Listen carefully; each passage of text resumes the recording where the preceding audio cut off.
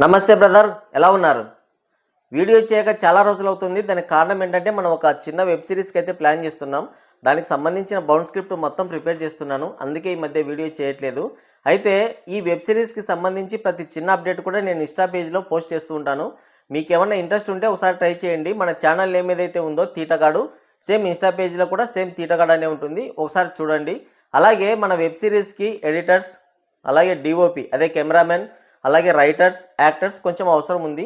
మీకు ఏమైనా ఇంట్రెస్ట్ ఉంటే ఒకసారి నాకు మెసేజ్ చేయండి, అందరం కలిసి పనిచేసుకుందాం. సరే, ఇక ఈ ఛానల్ విషయానికి వస్తే ఈ ఛానల్ కూడా కాస్త చేంజ్ చేస్తున్నాను స్క్రిప్ట్ మొత్తం. అంటే తక్కువ లెంత్లో మీకు ఎంటర్టైన్మెంట్ ఇస్తూనే అప్డేట్స్ ఇస్తూ ఉంటాను. ఈ రోజు నుంచి మన ఛానల్ కాస్త కొత్తగా ఉంటుంది, ఒకసారి చూడండి. అలాగే ఇంకా ఎవరైనా సబ్స్క్రైబ్ చేసుకునే వాళ్ళు ఉంటే మన ఛానల్ని సబ్స్క్రైబ్ చేసుకోండి. ఇక ఈరోజు కొన్ని ఇంట్రెస్టింగ్ టాపిక్స్ అయితే వచ్చాను మూవీ అప్డేట్స్తో. ముందుగా వచ్చేసి యష్ నటించిన టాక్సిక్ టీజర్.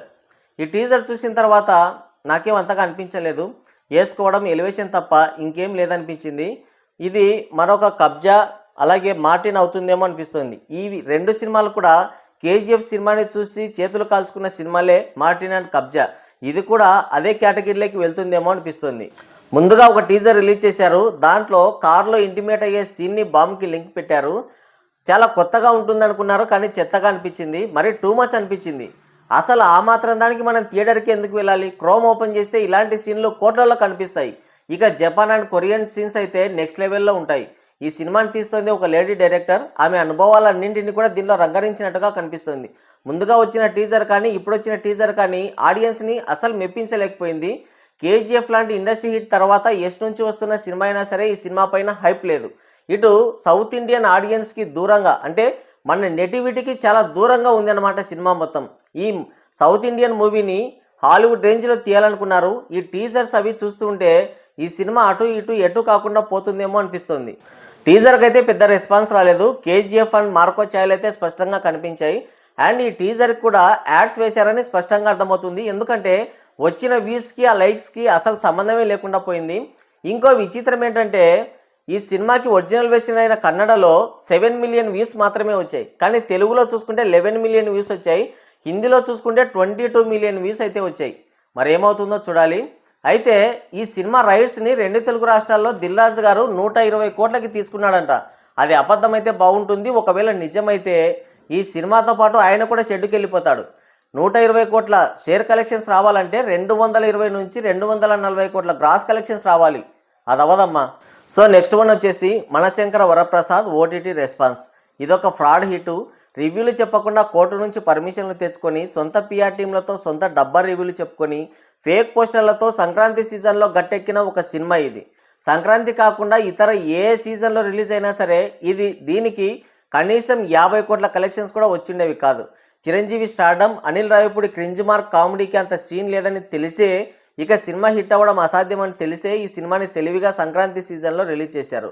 పోటీలో ఉన్న రాజాసాబ్ సినిమాకి ఫ్లాప్ టాక్ రావడం, మిగతావన్నీ చిన్న సినిమాలు కావడం, అలాగే రివ్యూలు చెప్పకుండా కోర్టు నుంచి పర్మిషన్లు తెచ్చుకోవడం, ఆ తర్వాత సొంత పిఆర్ టీంలతో సొంత డబ్బా రివ్యూలు ఇప్పించుకోవడం, సంక్రాంతి సీజన్ పేరు చెప్పి ఫ్యామిలీ ఆడియన్స్ని ఎర్రి గొర్రెల్ని చేయడం వల్ల ఈ సినిమా బ్రేక్ ఈవెన్ అయింది. సో దీన్ని మనం హిట్గా పరిగణించలేం. సినిమాలో దమ్ము లేదని, ఇదొక మిక్స్డ్ ఫ్రూట్ జ్యూస్ అని మనం మొదటి షో చూసి రివ్యూ చెప్పుకున్నాం. ఇప్పుడు ఓటీటీకి వచ్చిన తర్వాత మరొకసారి ప్రూవ్ అయింది. అది అసలు ఓటీటీలో నో రెస్పాన్స్, చడి చప్పుడే లేదు. బేసిక్గా థియేటర్స్లో అంత పెద్ద హిట్ అయిన సినిమా ఓటీటీకి వచ్చిన తర్వాత టాప్ ట్రెండింగ్లో నిలబడుతుంది. జనాలు ఇరగబడి చూస్తారు. కానీ ఇక్కడ అలాంటిది ఏమీ జరగట్లేదు. నో రెస్పాన్స్, అసలు ఎటువంటి చడి చప్పుడే లేదు. థియేటర్స్లో ఆహా ఓహో అన్నారు. ఓటీటీకి వచ్చిన తర్వాత రియాలిటీ ఇలా ఉందన్నమాట. సో మనం ఇలా చెప్తే కనుక చాలామంది, ఒకటి నేను చెప్పేది అబద్ధం అంటారు, 2 థియేటర్స్లో చాలామంది చూశారు అందుకే ఓటీటీలో పట్టించుకోవట్లేదు అంటారు. 2 అబద్ధమే. మొత్తానికైతే మనశంకర వరప్రసాద్ సినిమా ఓటీటీలో అట్టర్ ఫ్లాప్ అయింది. Next, power star Pavan Kalyan నటించిన ఉస్తాద్ భగత్ సింగ్ నుంచి ఆరా సాంగ్ రిలీజ్ అయింది.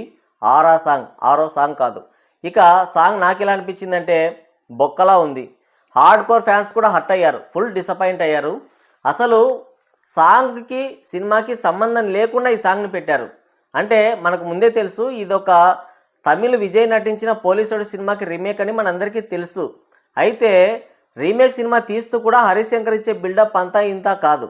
ఇక ఆయన మాటల్లో కాన్ఫిడెన్స్ ఉంటుంది కానీ సినిమాలో కంటెంట్ మాత్రం ఉండదు. దీనికి అంతకు మించే బిల్డప్ ఇస్తున్నాడు. రేపు సినిమా రిలీజ్ అయిన తర్వాత తెలుస్తుంది ఆయన ఇచ్చిన బిల్డప్కి సినిమాలో ఉన్న కంటెంట్కి. అయితే ఇది రీమేక్ స్టోరీ అని అందరికీ తెలుసు. అయితే మూవీ టీం మాత్రం మొదటి నుంచి ఇది రీమేక్ సినిమా కాదు అన్నారు. తర్వాత సినిమాని మొత్తం కథ చేంజ్ చేసామన్నారు. ఆ తర్వాత సినిమాలో కోర్ పాయింట్ మాత్రమే తీసుకున్నామన్నారు. సో వీళ్ళు ఎన్ని కథలు పడ్డా కూడా ఇదొక రీమేక్ సినిమా అని అందరికీ తెలుసు. మొన్న జననాయకన్ సినిమాకు కూడా సేమ్ ఇలాగే చెప్పారు. భగవంత్ కేసరి సినిమాకి దీనికి అసలు సంబంధమే లేదన్నారు. కోర్ పాయింట్ మాత్రమే తీసుకున్నామన్నారు. స్టోరీ మొత్తం చేంజ్ చేసామన్నారు. ట్రైలర్ చూస్తే భగవంత్ కేసరి సినిమాకి స్పూఫ్లా అనిపించింది.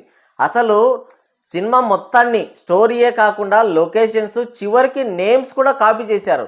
క్యాస్ట్యూమ్స్, లొకేషన్స్, నేమ్స్, తర్వాత చూసుకుంటే ముఖం మీద ఉన్న మచ్చలతో సహా కాపీ కొట్టారు. సో ఈ ఉస్తాద్ భగత్ సింగ్ సినిమా పరిస్థితి కూడా అలాగే కనబడుతుంది. సినిమాకి సంబంధం లేని సాంగ్ పెట్టారు. సినిమాలో కంటెంట్ లేనప్పుడే ఇలాంటి రొడ్డకొట్టుడు సాంగ్స్ అయితే పెడుతూ ఉంటారు. అసలు ఇంత క్రింజ్గా ఇంత చీప్గా సాంగ్స్ ఎలా రాస్తారో దానికి ప్రొడ్యూసర్ ఏమనుకొని డబ్బులు పెడతాడో మనకైతే తెలియదు. దేవిశ్రీ ప్రసాద్ మ్యూజిక్ అంటే ఇంతే, లిరిక్స్ మాత్రం మారుతాయి, మ్యూజిక్ అంతా కూడా సేమ్ టు సేమ్ ఉంటుంది. అసలు ఒక స్టార్ హీరో సినిమా రిలీజ్ అవుతుందంటే ఏమి ఎక్స్పెక్ట్ చేస్తారు? Powerful lyrics, powerful music expect చేస్తారు. ఫ్యాన్స్ కావచ్చు, అలాగే న్యూట్రల్ అభిమానులు కావచ్చు. కానీ ఇది మాత్రం ఒక రొడ్డకొట్టుడు డబ్బా కాపీటూర్లా అనిపించింది. ఇంకో విషయం ఏంటంటే దేవిశ్రీ ప్రసాద్ కేవలం సుకుమార్ సినిమాలకి మాత్రమే మంచి మ్యూజిక్ ఇస్తాడనుకుంటా. సో ఈ సినిమా పైన హార్డ్ కోర్ ఫ్యాన్స్కి కూడా ఎక్స్పెక్టేషన్స్ లేవు. ఉన్న గొప్ప ఎక్స్పెక్టేషన్స్ని కూడా మూవీ టీం సక్సెస్ఫుల్గా కిల్ చేస్తుంది. ఫ్యాన్స్ యొక్క ఎక్స్పెక్టేషన్స్ని 10% కూడా మ్యాచ్ చేయలేకపోయింది ఈ సాంగ్ అంతా కలిసి. సో మొన్న చూసుకుంటే ఫుల్ హైప్తో ఇండస్ట్రీ హిట్ టాక్తో వచ్చిన ఓజీ సినిమాకే 40 కోట్ల లాసులు పెట్టాడు పవన్ కళ్యాణ్.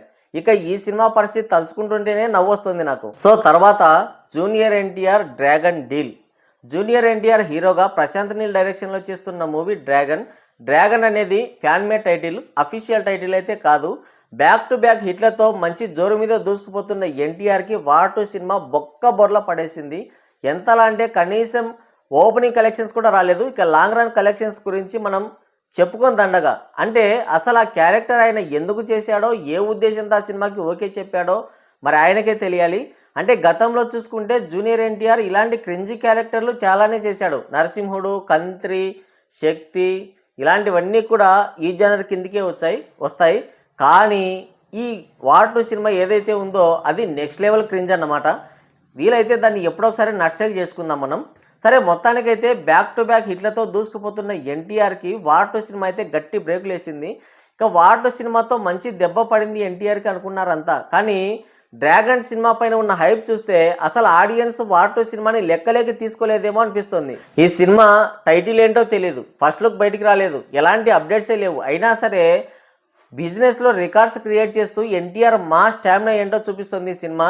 ఒక నార్త్ అమెరికా, యూకే నుంచే ఈ సినిమాకి, అంటే ఆ 2 చోట్ల నుంచే ఈ సినిమా దాదాపుగా $12 మిలియన్ వరకు బిజినెస్ అయితే జరుపుకుంది.